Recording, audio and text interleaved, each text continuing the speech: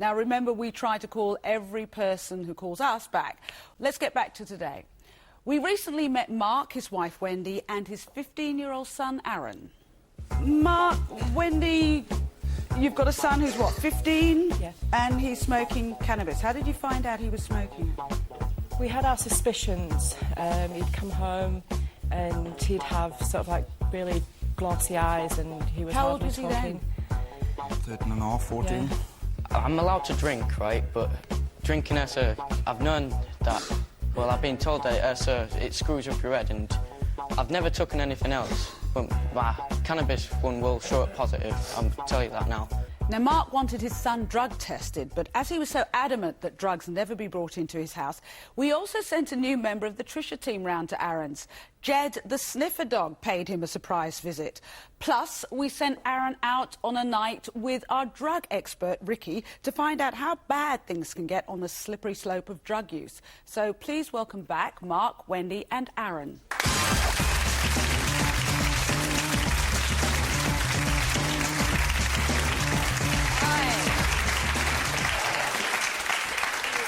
Now, that in itself is an improvement, but what we first want to do is have a look at when Jed, the sniffer dog, paid you a visit.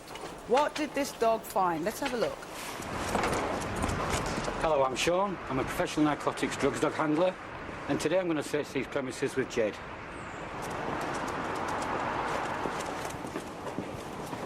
How's it feel knowing that they're up there in your room now? It feels quite weird, actually, because I don't know what they're doing, and I don't know what they're finding or what, so I'd like to go up there and have a look, but I can't yet, can I? Come on, son. Come on, son. Good boy. Good. I'll ask you straight, is there anything in there? No, I don't think so, no. You've been a good lad? Yeah, I've been lately.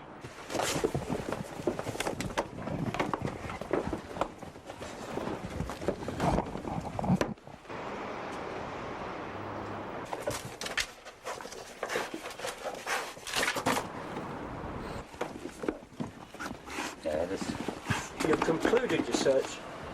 What was the outcome? The outcome of the search was that the dog was very keen and eager to search and did start to indicate on various areas leading toward the bedroom, up the stairs, the bookcase. Residue left, i.e. from a possibility of a drug being in the area recently and, say, removed today. Obviously the scent would still be left there, so the dog would indicate. The dog did positively indicate on the bookcase. He was very keen on the bookcase and the videos. Good boy. Good. Well, as a parent myself, you know, I'm more than aware of the sensitivity of these things, but personally, hopefully this will be a deterrent. Hopefully to all teenagers that this could happen, and somebody like Jed could turn up at the front door. Ah, so Jed went towards your video cases. Why is that? Because that's where I used to skin up in, so... That's where you used to what? Make the joints. Is that where you used to hide the cannabis in the video cases? No, that's where you just skin up. Or... Oh, you used to rest? Yeah. Ah. Did you know that? Suspicions. You had suspicions. The book, so around the area of the bookcase, that's where the dog was looking. I don't have a clue about the bookcase because I've never even put anything in that. How has he been? Let me ask your parents. How has he been as a son? Brilliant.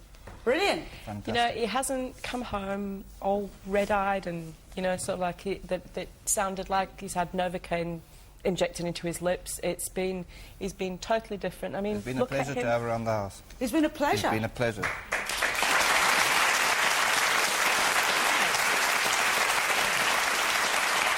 All right, now, the second thing we did was to send you out with Ricky, our drug counsellor, as we promised we would do. That was my kind of little surprise at the end of the last show. And we're going to have a look at some tape to see what happened when you and Ricky spent the night out together on the streets. Hi, some of you may know me as Ricky, and some of you may not even realise that I'm actually 11 years old this month. What I mean by that is 11 years clean of drugs, and tonight I'm taking out Aaron, a 15-year-old, and seeing if we can get him on the road to being clean. So you're at age 15, is that right, Aaron? Yeah. So when did you actually start smoking cannabis? When I was about 13 and a half. 13 and a half, 13, yeah. And do you remember that first joint? No, actually, I don't remember it at all. Yeah. So the reason I brought you here to this particular place is that a friend of mine who was a friend for 5 years, I met him in a rehabilitation centre. He'd gone in there to quit drugs, the same as myself. He had done it successfully. And after about 2 years, the group of friends he was with said to him, well, you know, you're just not fun, you're boring, you know, get back on the cannabis. We always liked you when you was back on that. So he started taking it again, and within a year was back on the heroin. He came to this area, bought some heroin, overdosed on it, died in the person's flat, and we can only presume that he was thrown out of the flat because he was found dead on the grass over here, overdosed. Father of 2 young small children, and left the wife behind. I think the point about my friend's death here is that it was very much the people he was hanging around with that affected how he was.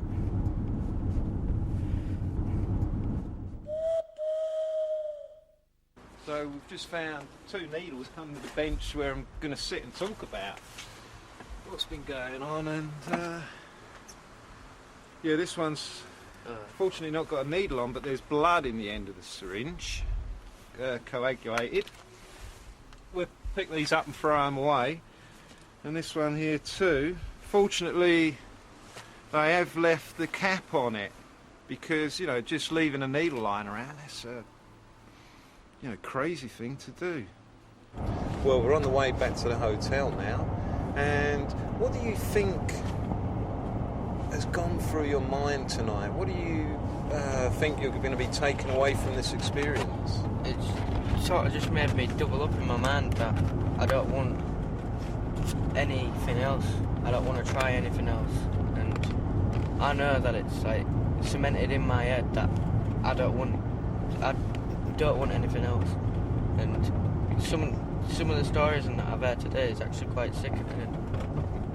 So it's cold out here now, and I'm looking forward to getting to my bed, and I'm sure you want to get to your bed. So I hope tonight's been an education for you, and we'll see you tomorrow. So see you then. Take care. Right. Night. Bye. So that was you out with Ricky, our drug counsellor. What did you learn from the night? I learned, well, practically not to do anything else really, but I already knew that. What Ricky taught me was already stuff that I already knew. But was it more about the friends? I thought that point he made about the friends and working out if they were really friends, or were they people you were having fun with, or people you should be wary of. That was quite a good point. Was that a new way of looking at it for you?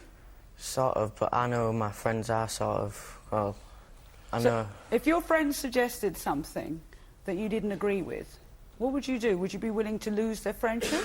I'd most probably, I wouldn't talk to him if he tried anything else. You would cut them off dead? Yeah. OK.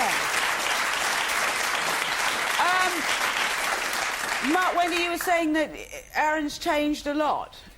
Yeah, I think it was a bit of a wake-up call for him, because I still stand my ground, and I think having the drug dog, you know, being there, if the situation arises again, I'll have the dog back again. You do that again? I'll do it again, and my stand's still firm. But to give him credit, since we went away here, I've got a message for Aaron from his little sister, and it's... You give it... The message is, Aaron, Angie's happy to have her brother back. Does that make sense? OK. I think the bottom line was, whatever you want to do with your life is one thing. But the first thing we learn, one of the main reasons that what we learn at home is that there are rules everywhere. If you're a lodger in a house, there'll be rules. You might not like them, but the rules for living there, they've got to apply. Now, the last thing we've got is your drug test results. How do you think that's going to be? You nervous about it? The only thing that I know is going to show up definitely is cannabis. Is cannabis. Are you too sure about that, or are you nervous? I'm hoping. You're hoping? That it's nothing else. Nothing else but cannabis. Would that be the same for you, Mark, as well? You're probably hoping it's nothing. He's already well, said he's admitted. cannabis. He's admitted the cannabis. I'm just fingers crossed there's nothing else. OK. Drug tests results for Aaron. Before taking the drug test, Aaron admitted to smoking cannabis, and the test results found him negative on all other drugs.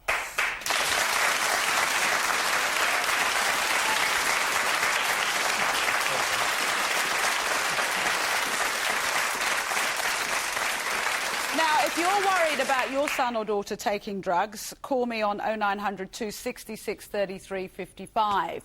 Now, this is what's been happening backstage.